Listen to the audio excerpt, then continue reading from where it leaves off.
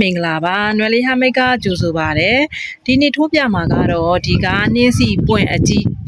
ထိုးတဲ့ပုံစံလေးကိုထိုးပြပါမယ်နော်ဒီနှင်းစီပွင့်လေးဟာဆိုရင်အရန်ကိုလှပါတယ်ခေါင်းစည်းကွင်းတွေမှာသုံးမလားပဝါလုတ်တဲ့နေရာတွေမှာသုံးမလားဘီကုတ်တွေမှာသုံးမလားပေါ့နော်နေရာတိုင်းမှာအသုံးချသလိုသုံးဝင်ပါတယ်လိုအပ်တဲ့ကုန်ချမ်းတွေကတော့ဒီမှာ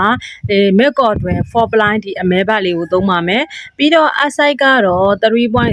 mm ကိုသုံးပါမယ်နော်ဒီကချုပ်အားလေးတစ်ချောင်းလုံးမဲ့ကတ်ကြီးလိုပါမယ်ခုလိုစထိုးတော့မယ်ဆိုရင်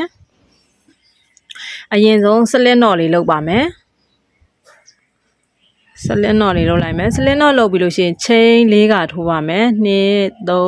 4နော်ချိန်လေးကထိုးမယ်ထိုးပြီးရင်တိုင်ရှည်ထိုးပါမယ်တိုင်ရှည်ကိုပထမဆုံးထိုးခဲ့တဲ့ဒီကချိန်မှာထိုးပါမယ်နော်ဒီကပထမဆုံးထိုးခဲ့တဲ့ချိန်မှာတိုင်ရှည်တစ်တိုင်းထိုးလိုက်တယ်နော်ဒီလိုမျိုးလေးပြန်ပြီးလို့ရှိရင်ချိန်3ကထိုးပါမယ်ချိန်3ကထိုးပြီးလို့ရှိရင်ဒီကအခုထိုးခဲ့တဲ့တိုင်ရှည်ထိုးခဲ့တဲ့အရင်ကပေါ့နော်ဒီနေရာလေးမှာသွားပြီးတော့ဒီနေရာလေးနော်ဒီနေရာလေးမှာသွားပြီးတော့ထိုးပါမယ်မတေချာလေးနီးကပ်လေးပြပါမယ်နော်ချိန်3ကထိုးပြီးရင်ဒီနေရာလေးတိုင်ရှည်ထိုးခဲ့တဲ့ထိပ်မှာခွန်းလေး2ခွန်းရှိရလေအဲ့ဒီ2ခွန်းမှာတိုင်ရှည်ထိုးပါမယ်နော်အဲ့လိုလေးပါပြီးလို့ရှိရင်ချိန်3ကထိုးပါမယ်2 3နော်ချိန်3ကထိုးပြီးလို့ရှိရင်အဲ့ဒီထိုးခဲ့တဲ့ဒီအရင်ကဒီလိုမျိုးအလင်းပြနေလားမသိဘူးမြင်ရလားမသိဘူးနော်ဒီအရင်လေးမှာဒီလိုမျိုးလေးနေရာမှာတိုင်ရှည်တစ်ပင်ထိုးပါမယ်နော်အဲ့ဒါကချိန်3ကထိုးမယ်သုံးပြီးအဲ့အရင်နေရာလေးမှာတိုင်ရှည်ထိုးလိုက်ပါမယ်နော်အဲ့လိုမျိုးပဲ73ကထိုးပါမယ်ဒါဆိုရင်4ခုဖြစ်သွားပါပြီဒီမှာ1 2 3 4ခုအဲ့လိုမျိုး73ကထိုးပါမယ်နော်73ကထိုးပြီးရင်ပြပါမယ်အခုဆိုလို့ရှိရင်ဒီမှာဒီလိုမျိုးခွင်းလေးတွေထိုးခဲ့တာဆိုရင်73ခုပြည့်ပါပြီเนาะဒီလိုအခုံးလိုက်လေ73ခုဖြစ်ရပါမယ်အဲ့လိုမျိုးပြည့်ပြီဆိုလို့ရှိရင်ချိန်73ကပြည့်ပြီဆိုရင်ချိန်2ခါထိုးပါမယ်เนาะချိန်2ခါထိုးပြီးအပေါ်ကိုကျိုးလေးကိုရစ်လိုက်မယ်ရစ်ပြီးတော့ဒီမှာဒီလိုမျိုးလေးဖြစ်နေအခုံးလေးကိုလှည့်လိုက်ပါเนาะဒီအခုံးလေးဘက်ကနေထိုးပါမယ်เนาะဒီလိုလေးဒီမှာเนาะဒီလိုမျိုးထိုးခဲ့ပုံမှန်ထိုးခဲ့တော့ဒီလိုမျိုးဖြစ်နေရအဲ့ဒါကိုဒီလိုလှည့်လိုက်ပါနော်အဲ့ဒီခုံးလေးထဲမှာတိုင်ရှည်9ပင်ထိုးပါမယ်နော်1ပင်2ပင်3ပင်4ပင်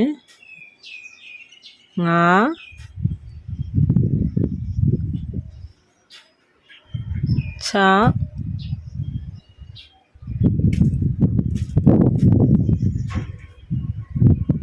6နော်ဒီထဲမှာတိုင်ရှည်9ပင်ထိုးတယ်ထိုးပြီးလို့ရှိရင်ဒီမှာဒီအခြေမှာပေါ့အဲ့ဒီအခုံး2ခုံးရဲ့ကြားထဲမှာဒီနေရာမှာတိုင်တုံနဲ့ဆက်မယ်နော်တိုင်တုံနဲ့ဆက်လိုက်တယ်ပြီးတော့လည်းဒီမှာနောက်တစ်ခုရှိရပေါ့နော်အဲ့ဒီအပေါက်ထဲဒီမှာထိုးပါမယ်အဲ့ဒီအပေါက်ထဲမှာပဲတိုင်ရှည်9ပင်ထိုးမယ်ဒီမှာ1ပင်နော်ဒီအပေါက်ထဲမှာပဲဒီပေါ့1ပင်2ပင်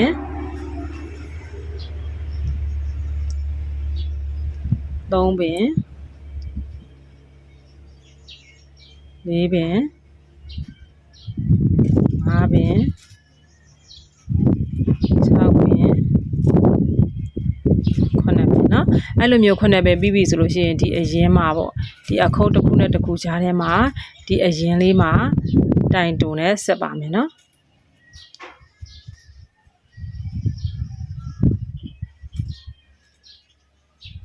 အဲ့လိုမျိုးလေးဖြစ်ပါတယ်ဒီမှာဒီလိုမျိုးလေးတွေ73ကဆိုတဲ့အတွက်ကြောင့်73ခုထိုးသွားပါမယ်เนาะဒီအခုံးလေးတွေမှာဒီမှာဒီအခုံးလေးတွေအပေါက်ကလေးတွေမှာပါဒီအပေါက်လေးတွေမှာเนาะ73ကထိုးသွားပါမယ်ဒါ2ခုပြီးဆိုတော့73ခုပြည့်အောင်ထိုးပါမယ်အခုဆိုရင်73ခုပြည့်ခဲ့ပါပြီเนาะဒီမှာဒီလိုမျိုးထိုးလာတာဆိုရင်73ကရှိသွားပါပြီ73ကဆိုတာဒီနောက်ဆုံးအပေါက်မှာတိုင်တိုထိုးလိုက်ပြီးထိုးပြီးလို့ရှိရင်ဒီကျိုးလေးကိုချိန်တစ်ခါထိုးပြီးတော့ကျိုးလေးကိုညှပ်ဖြတ်လိုက်ပါဒါဆိုရင်ဒီကျိုး2ကျိုးကိုနောက်ဆုံးမှသိမ်းပါမယ်နော်ပြီးလို့ရှိရင်နှင်းစီပန်းပွဲပုံလေးပေါ်မှာဖြစ်တဲ့အတွက်ကြောင့်မို့လို့ဒီချုပ်အားနဲ့အခုထိုးတဲ့ချီနဲ့ဒီချုပ်အားနဲ့ချုပ်ရင်လည်းရတယ်ဒါပေမဲ့စမကတော့အဲ့ခါနဲ့ကျတော့နည်းနည်းချုပ်ရတာကြီးလို့မလို့ပေါ့နော်အချီနဲ့ပဲချုပ်တယ်အချီကို2ပင်ဘူးထိုးထားပါတယ်နော်2ပင်ဘူးကိုဒီလိုခောက်လိုက်တော့4ပင်ဘူးဖြစ်တာပေါ့နော်အဲ့လိုဟာနဲ့ပဲထိုးပါမယ်အဲ့လိုဟာနဲ့ပဲချုပ်ပါမယ်နော်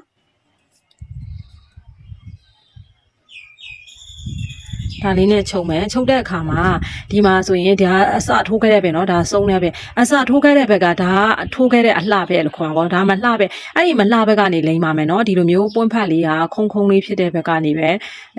ထားပြီးတော့ရက်ပါမယ်เนาะအဲ့ဒီခါမှာဒီလိုမျိုးလေးခောက်လိုက်မယ်ထိတ်ဆုံးနေရာလေးကိုဒီလိုလေးခောက်လိုက်တယ်เนาะ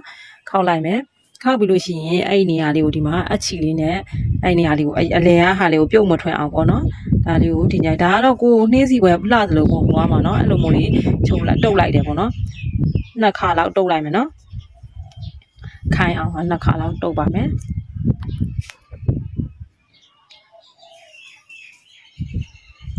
နှစ်ခါလောက်တုတ်အဲ့လိုလေးတုတ်လိုက်တယ်တုတ်ပြီးလို့ရှိရင်ဒါလေးကိုခောက်ပြီးပုံဖုံးမယ်နော်ပုံဖော်တဲ့နေရာမှာလှအောင်ပုံဖော်ပါနော်ကိုနှင်းစီပွန်လေးကိုလှအောင်ဟာပုံဖော်သွားပါမယ်ဒီလိုမျိုးလေးပတ်သွားမယ်အဲ့ဒီနေရာမှာနော်ဒီလိုမျိုးအချီနဲ့မတုတ်ချင်ဘူးဆိုလို့ရှိရင်လည်းကော့ချောင်းသုံးလို့ရပါတယ်နော်ဒါကတော့ကိုစိတ်ကြိုက်သုံးပါကျွန်မကတော့ကော့ချောင်းမသုံးပါဘူးနော်ဒါရေလျှော်လို့ပြုလို့ရအောင်ကအချီနဲ့ပဲချုပ်ပါမယ်ဒီလိုမျိုးလေးပုံဖော်သွားပါပတ်သွားမယ်နော်ဒီအချီကအောက်မှာပြီးရင်တုတ်မှာအချီနဲ့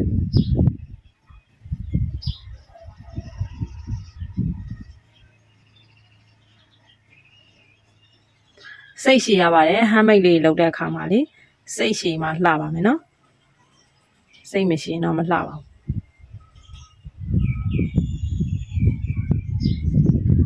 ဒီလိုမျိုးလေးဒါကိုလောဖော်လိုက်တဲ့ပုံလေးကဒီလိုမျိုးလေးလှပြီဆိုလို့ရှိရင်စိတ်ကြိုက်ဖြစ်ပြီဆိုရင်ဒီဘက်ကိုလှန်လိုက်ပါလှန်ပြီးလို့ရှိရင်ဒါကိုအကုန်လုံးကိုပါအောင်ဟာ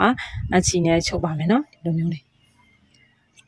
ဒါတော့အချီချုပ်တာတော့လေကိုချုပ်တတ်တယ်လို့ချုပ်ပါအဓိကပြုတ်မထွဲရဘူးခံရမယ်နော်အဲ့လိုမျိုးလေးပတ်လည်းခိုင်အောင်ချုပ်ပါအဲ့ဒီနေရာမှာတချို့ကကော်သုံးပါရယ်နော်ကျွန်မကတော့ကော်မသုံးပါဘူးကော်သုံးချင်လည်းအဲ့နဲ့ချုပ်ပြီးမှပဲသုံးပါရယ်နော်အဲ့လိုလဲဆိုကော်နဲ့အရင်မကတ်ပါဘူးတချို့အဲ့နေရာကော်နဲ့ပဲကတ်တာပါကျွန်မကကော်ကတ်တာမကြိုက်ပါဘူးနော်ရေလျှော်ရင်ဆိုရင်ဟိုဟာဖြစ်တာကြီးဖြစ်မှာဆိုလို့မခိုင်ပါဆိုလို့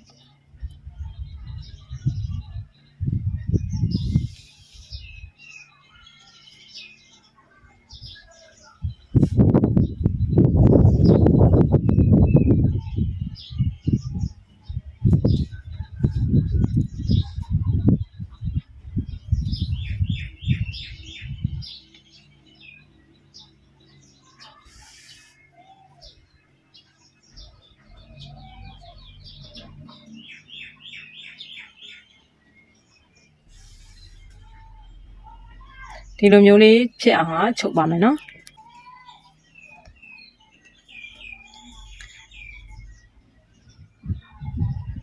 အဲ့လိုမျိုးလေးပတ်လဲကိုအဆင်ပြေသလိုခိုင်အောင်ချုပ်ပါမယ်နော်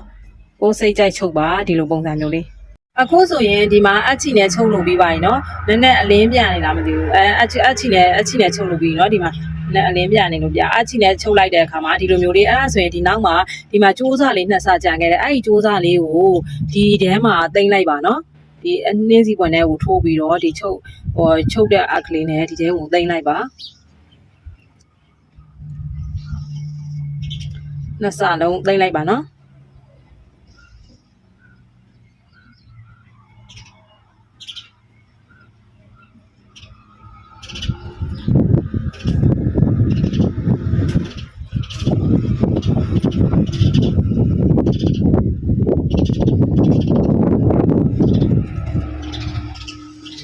ဒီလိုမျိုးလေးသိမ့်လိုက်တယ်အဲ့ဒီခါမှာကိုကဒီလိုမျိုးလေးကို